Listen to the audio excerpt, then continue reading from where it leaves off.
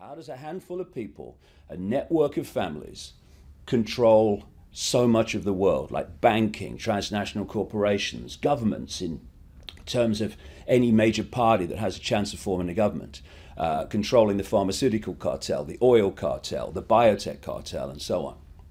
Well, the first point to make is that this conspiracy, which has become a dirty word, he's a conspiracy theorist, as if conspiracies don't exist. I mean, it's unbelievable. Weapons of mass destruction in Iraq wasn't a conspiracy, please. Anyway, the point to make is that this has not been going on for a few years or a few decades, even for a few centuries. I know people find that hard to believe. I haven't done any research or read anything about it, but it's the truth, and it can be supported by the evidence, big time, by very detailed evidence. And thus they have had time to build a global structure, which we have today, that allows the few to control the many in a very simple way once the structure's in position.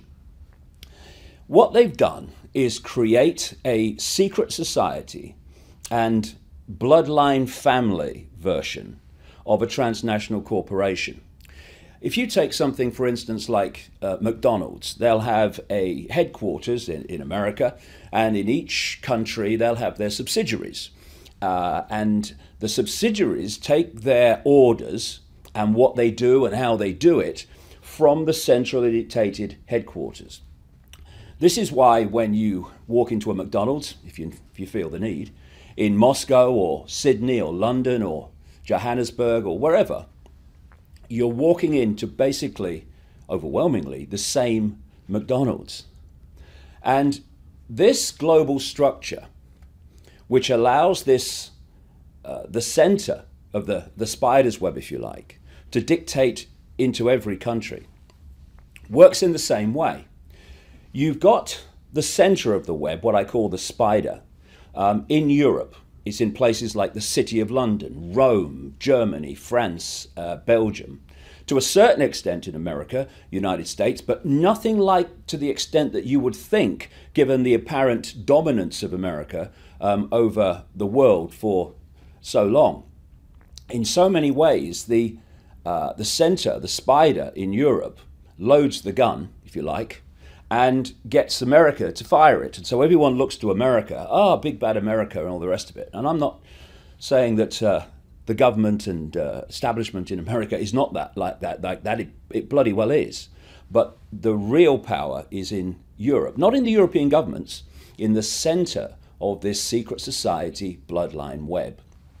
So there's the center, there's the headquarters, there's the spider at operational level.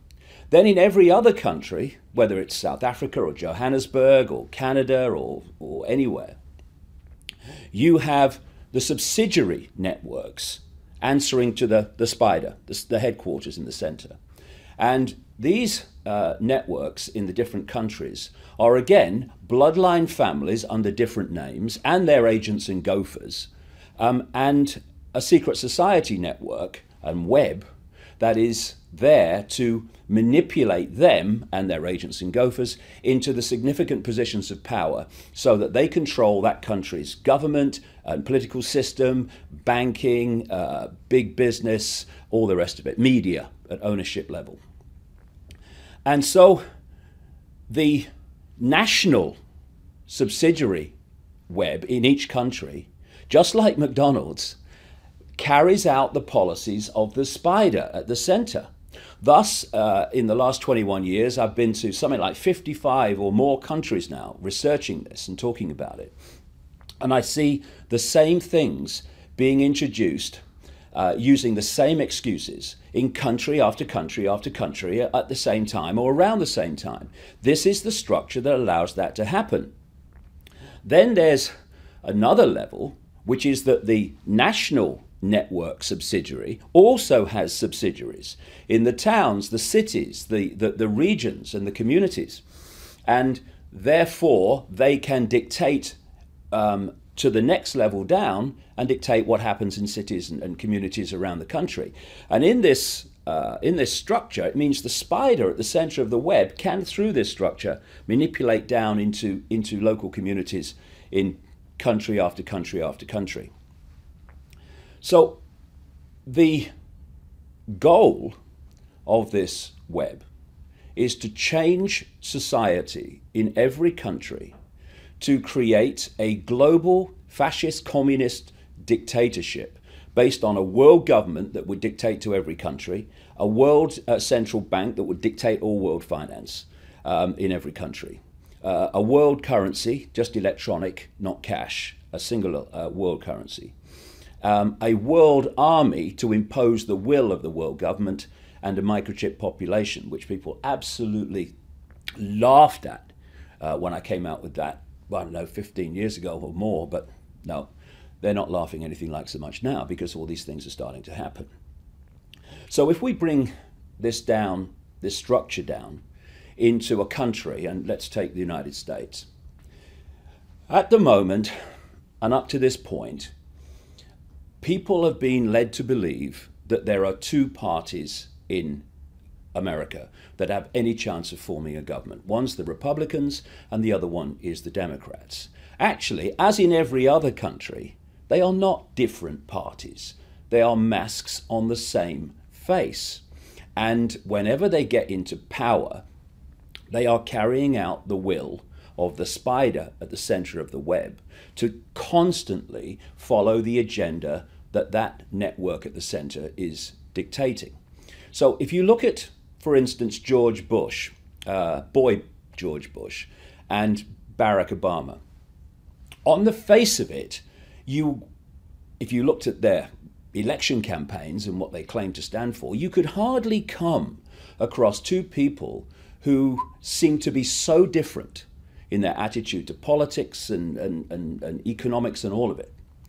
But actually, as we've seen with Obama, and for all his lies and all his mendacity, he has done us a favor in a sense, because he was so extreme in claiming to be different, in claiming to want to bring about change, that the fact that he's been business as usual and then some has really emphasized, more than ever before perhaps, for large numbers of people, that actually there is no difference.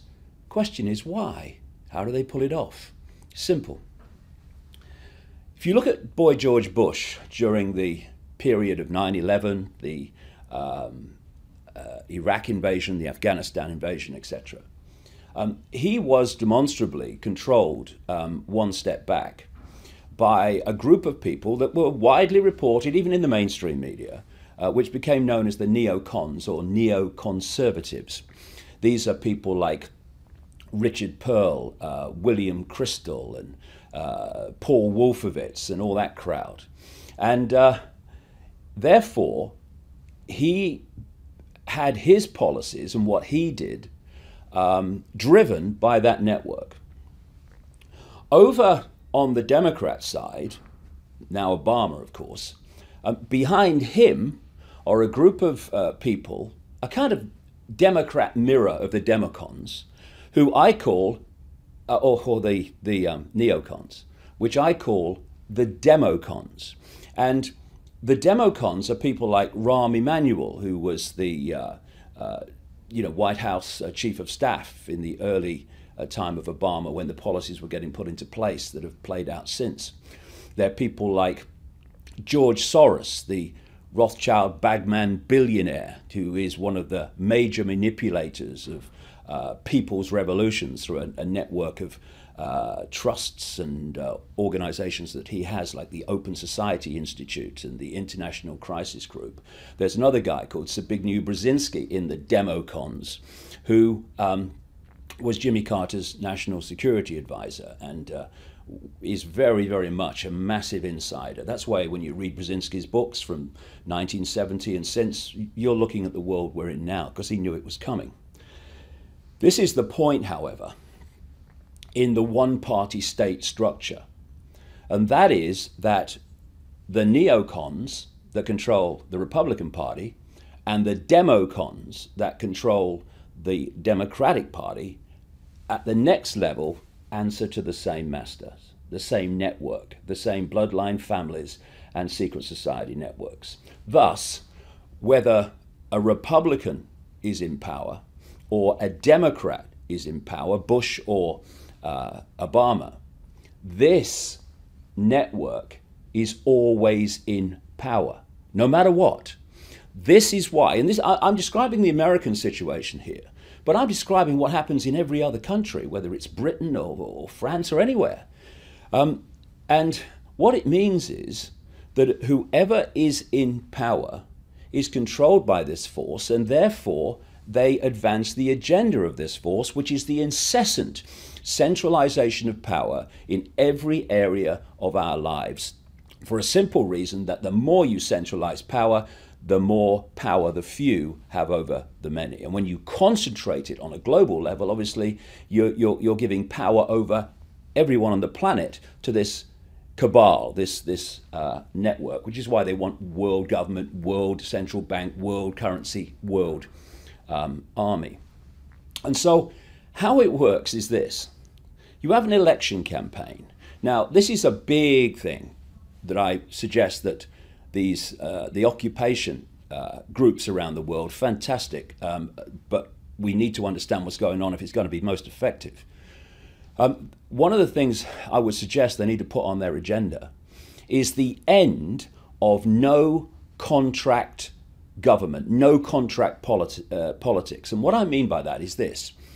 What happens at the moment is someone will come along and tell you in an election campaign what they think you want to hear to vote for them. Like Obama, I'm closing Guantanamo, I'm doing this, I'm doing that, none of which has happened because it was never intended, and he knew it wasn't going to happen, but he needs to tell you what you want to hear to vote for him. And the Prime Minister of Australia, Julia Gillard, as she was coming into office, said that she would definitely not introduce a carbon tax. What's happening now is she's introducing a carbon tax. How can she do that when she came to office saying she wouldn't? How can Obama not close Guantanamo when he said he would? Because there's no contract. And until there's a situation where if someone says it was done so blatantly by Obama, you tell people what they want to hear and they vote for you, then you get into government and you do exactly the opposite. And this is not just Obama, though he's an extreme example. This is politicians and political parties all over the world. It's happening all the time because there's no contract. And thus we have this situation where we have an election, people vote for people on the basis of what they're saying, they get into power, nothing changes. So they have another election, and then someone else comes along and tells people what they want to hear. They vote for them, they come into power, they do the opposite. Nothing changes. And so it goes on, time after time after time after time. There must be some kind of contract that connects what people say they're going to do or won't do with what they're allowed to do and or not do when they're in power. Because at the moment, because of this situation, this is how it works, to give people the illusion of political choice in almost any country. At any point, you have a party in government, okay? In government, it has the power to introduce this centralization agenda, the police state agenda, and all the other things I've been saying were coming for a very long time. At the same point that party's in power, this party is in opposition. And they oppose the agenda overwhelmingly and criticize the government in power for doing what it's doing. Then we have a farce called an election. And sometimes the governing party becomes the opposition party becomes the government party. Now, the government party that was opposing this agenda of centralization, a police state and all the rest of it in opposition, when it had no power to do anything anyway, now starts introducing it. And the party that were introducing it in government, now in opposition, they're criticizing it and opposing it.